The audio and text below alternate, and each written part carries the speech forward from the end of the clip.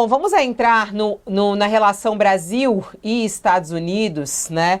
Você fez uma reportagem aqui que está a mais lida na nossa página neste momento. O agro dos Estados Unidos atacando Trump e dizendo que o Brasil vai ser o vencedor dessa guerra comercial. Conta essa história pra gente. De que maneira o agro americano reagiu às medidas protecionistas de Donald Trump e como que o Brasil pode se beneficiar disso, Jamil? Olha, essa história é aquelas que a gente não poderia prever que elas aconteceriam de uma forma tão rápida. O que aconteceu? Donald Trump colocou tarifas sobre Canadá, México e China. China, Canadá e México retaliaram com suas próprias tarifas e aí, no caso da China especialmente, colocaram tarifas sobre a soja americana. E aí o que nós tivemos ontem foi justamente a poderosíssima associação da soja americana, dos produtores, dos exportadores de soja, que aqui nos Estados Unidos, eles basicamente é a pauta número 1 de exportação da agricultura americana, né? Não é só no Brasil que a soja tem esse peso todo, aqui também tem, a soja tem esse peso gigantesco, e aí uma declaração absolutamente clara, eu diria até sem qualquer tipo de pudor, da própria associação, eu conversei justamente com eles, colocando em primeiro lugar, essas tarifas nunca foram apoiadas pelo setor, porque eles sabiam que seriam retaliados.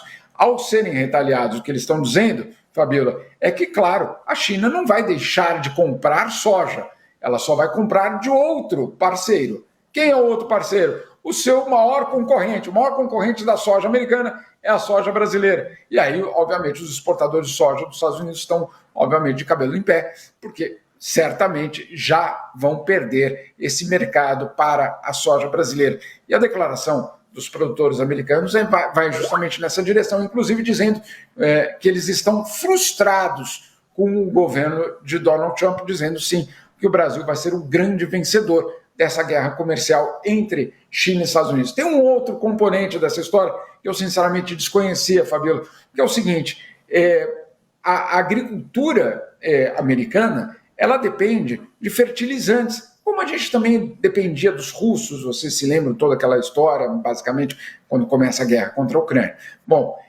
da onde vêm os fertilizantes americanos, e principalmente para a soja? Vem do Canadá. O Canadá, que neste momento também está numa guerra comercial com os Estados Unidos e que colocou justamente mais dificuldade para a exportação do quê? De recursos naturais que fazem parte, claro, da produção de fertilizantes. Ou seja, o exportador americano do setor agrícola, ele ficou, em parte, sem o mercado principal dele, que é a China, e ficou sem o abastecimento de fertilizantes, deixando a sua própria agricultura mais cara. Então, olha só a situação complicadíssima hoje da agricultura americana, que agora faz pressão na Casa Branca para que haja uma revisão.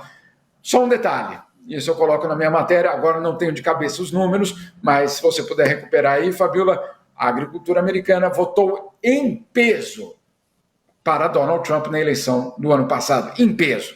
Os números são absolutamente avassaladores do apoio da agricultura americana a Donald Trump. Agora, são os primeiros a serem, basicamente, vítimas da sua própria política comercial. É isso. Os números Vocês dizem os números de votação, né? Tô procurando aqui, Jamil. Tá lá para o final da matéria. Tá no final da matéria. Número de condados que votaram, que votou para um pouco mais. Um pouco mais. Ele procurando na matéria dele. Eu não lembro inteira. Aí, mas pode um pouco mais. Departamento de Agricultura nas vendas americanas. A gente procurando aqui na matéria dele mesmo o que ele quer colocar de dado que ele não lembra de cabeça.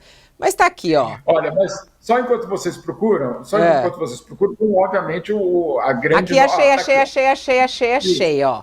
Olha. Nos 444 condados dos Estados Unidos que dependem mais de 25% da economia no campo, o republicano somou, em média, 77% dos votos.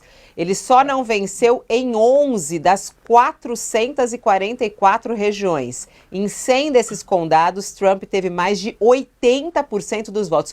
Por isso, essa bronca do agro tem tanta força neste momento, né? Obviamente, Fabiola, você chancelou aquele presidente. Claro, tem outros motivos, né? Tem uma pauta cultural, tem uma pauta conservadora, tem uma pauta religiosa, que claro que também entra nesse cálculo. Mas a questão econômica foi a primeira colocada tanto pelo Donald Trump como pelos eleitores. Né? Essa foi a grande pauta da eleição no ano passado. E aí imagine só quando você descobre que aquele lá, naquele governo que você depositava toda a sua confiança, a primeira vítima é justamente você. Agora, isso não acontece por acaso. Tanto os chineses como os canadenses fizeram isso de uma forma muito inteligente. Eles não colocaram, a China, por exemplo, não colocou 10% sobre qualquer produto americano. Eu vou colocar aquele 10%, basicamente, vamos colocar aqui, no curral eleitoral de Donald Trump. Eu vou afetar justamente aqueles que apoiaram Donald Trump. Para quê? Para você criar, obviamente, essa animosidade doméstica. O Canadá, quando limita o fornecimento de fertilizantes aos americanos, também faz isso. Vai buscar justamente uma sanção, uma retaliação inteligente. Uma que, claro, afete o próprio governo. Não é a única coisa. A gente sabe muito bem que o Canadá, por exemplo, colocou tarifas sobre o uísque americano. O que tem a ver o uísque? Bom, o uísque vem de regiões como Tennessee, que, obviamente, tem um amplo apoio a Donald Trump.